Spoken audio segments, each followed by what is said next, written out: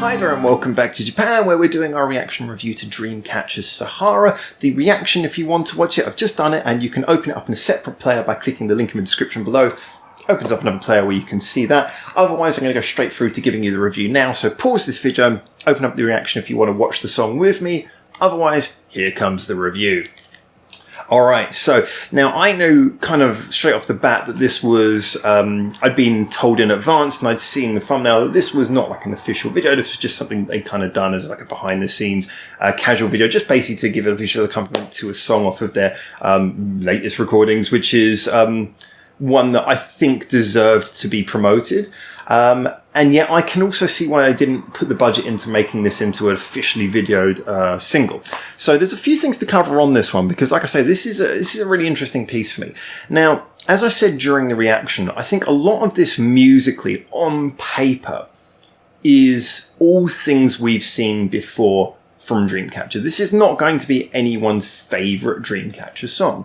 And yet it really, really to me is a good song. It works in the most simplistic, direct way. And so if we explain why that is, I mean, for example, the formation of the song, the verses, the pre-chorus, the bit where it slows down, they love to do that. They love to have the dramatic pre-chorus where everything slows down, gets a little bit quieter, and the vocals go slightly off rhythm, and then bang, here comes the chorus. That seems to be a trope of their writing. They did it here. And all these things that, the chorus where sometimes they do those more simplistic choruses where there isn't really a huge amount in it except for the title of the song. This is one of those ones. And yet it did, for me, it did all work. It was like everything kind of on the simplest version of how it could be done, but really effective. And one of the main reasons for that was, well, two things actually. Partly the video, and we'll get onto that afterwards because there's a reason why I think the video was such a clever idea for this. But the production was really well done. I thought it was fantastically mixed, just beautifully produced, because this is the sort of thing where you could really drop the ball on this. As it's not musically that intricate, it could end up sounding really bland. And what the producer and the engineer, I don't know individually who's done this on there, usually it would be a mixture of both. The producer picking the right tones for the sounds, and the mixing engineer, if it is a different person, picking the right way to, mix the frequencies. I get the feeling this must have been a joint job because it seemed really designed to play those two facts, the tone and the mixing, against each other. But it was the whole fact that the minimal amount of things happening in here, everything was used to its maximum. So, like, for example, when the bass line first comes in, it has that deep sort of left-hand piano note alongside it. I love when engineers do this. It's one of my favourite techniques. If you're going to do a sustained bass note, putting that bass note, whether it be a synth one, along with a deep piano note is really good, because the bass note on its own, we hear so much music these days where there's a low bass note underneath that just keeps the floor reverberating. There's a cool technique, nothing wrong with that. But when you add that piano on top of it, the piano is the most naturally analog occurring instrument that can do the same thing. I mean, you could use a cello, but a cello note is more sustained. Piano fades out, so you've got more of a bite at the beginning.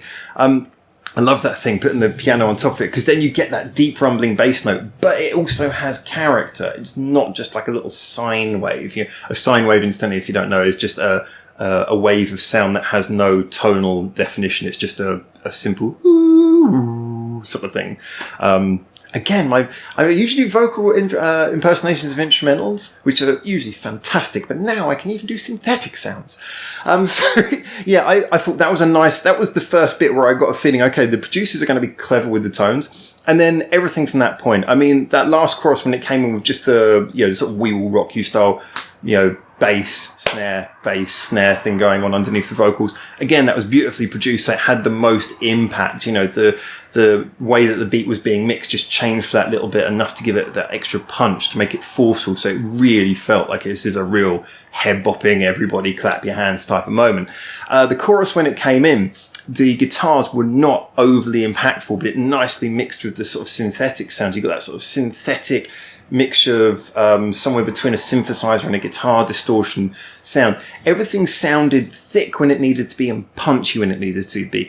The production in this, like I say, I mean, it's not to everyone's taste, because I totally get that this is one of those songs where production is very much on the cards. It's very overproduced. over to certain people's taste, but it's certainly a long way from sounding like a naturally recorded song. And yet, if you're just looking at, let's make the tones that work best, I think this was, in my opinion, masterfully produced. They got a lot out of a very simple song. A song that could have sounded very bland, ended up sounding really lively, punchy, full of tone, full of mood. Because like I said, there was not a lot musically going on in this song. There was the vocals added most to it. Like I said, the chorus, there wasn't really much vocally, but the verses were nice. The girls, as usual, really each taking the hold of their own individual part. This didn't have some of the songs I've heard recently by them. They've really been up in the game with the rap bits. I think the rap bit was a little bit, she went for something a little bit more simple this time. Sorry, I keep on forgetting the names of individual members. You guys know that I'm really bad at remembering names, people, songs, anything like that. I'm really bad at remembering names. Someone will tell me, I think it starts with a D. Can't remember. Anyway, she's been up in her game a lot, I think, with some of the raps recently. This one, she had a very short, like about 2 bars. And so her part was, that rap part was more reduced, but that's fine. Otherwise, I think that everyone was taking, even her and her little parts, they were all taking advantage of their vocal areas to do something interesting, add a little bit of personality. So yeah, to me, this is a song that on paper is not, it's not got enough interest in the chorus to make it overly catchy. And that's why I don't think that they seriously put money into this as a single. And yet it wears the clothes of a single. It has that impact. It has that tone. It has the ability to be as, I think this would be a great one for them to do live. I think this is one that is really infectious. It really grabs you, draws you in, makes it feel fun. So, like I said, but I don't think it's musically interesting enough to be something that you would listen to time and time again. I mean, you compare this to something like Endless Night. I'd be more inclined to listen to Endless Night over and over. I'd probably be more inclined to listen to Red Sun over and over. I mean, that song's quite simple as well, stuck in my head, but I still think it's more musically intricate than this song. And so, I don't know, with time this might be catchy, but I think this is a really impactful song, but not the most catchy. So they went for a really good choice here. Rather than doing a produced video like you would for a song that you'd expect to really test, stand the test of time, what they did is they decided to match the impact of the song with a video that had a lot of personality to give the song, it's got such a good production, it comes across with such impact, give it personality as well, and it becomes something that people remember more, because they'll match that fun video. And it was a really fun video. I love the way they were parodying themselves. There was the bit where they're standing in the corridor and they do that thing where one stands out behind the other, but they were doing it in a really sort of lazy way, because that is a thing that we've seen them do repeatedly in their videos. It seems to be I'm not a choreography expert, but it seems to be a choreography thing they regularly do. One stands in the front, everyone else comes from behind. So they did that, but they did it in a sort of really lazy, swaying way. Sort of the dramatic poses as she's going down the stairs in stop motion style. They were parodying themselves with really good nature, with a real sense of self-awareness, I felt. I don't know who designed this video. I'm imagining it might have been a mixture of them and maybe some people on their crew. Maybe the choreographer was involved as well. But I think it was really good nature because it also shows self-awareness. It shows that they can look at themselves and they can see what they are. They can see themselves in a fun light. And as everyone says, in anything, whether it be institutions, whether it be businesses, whether it be celebrities, whether it be people we all have more respect for people or anyone who can look at themselves, laugh at themselves and realize how they could be perceived.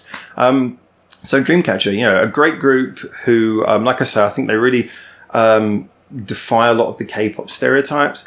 But yeah, you could look at them and you could take them in totally the wrong way and you could dislike them. And I like the fact that they are willing to look at themselves and take themselves in a slightly silly way. That really is encouraging.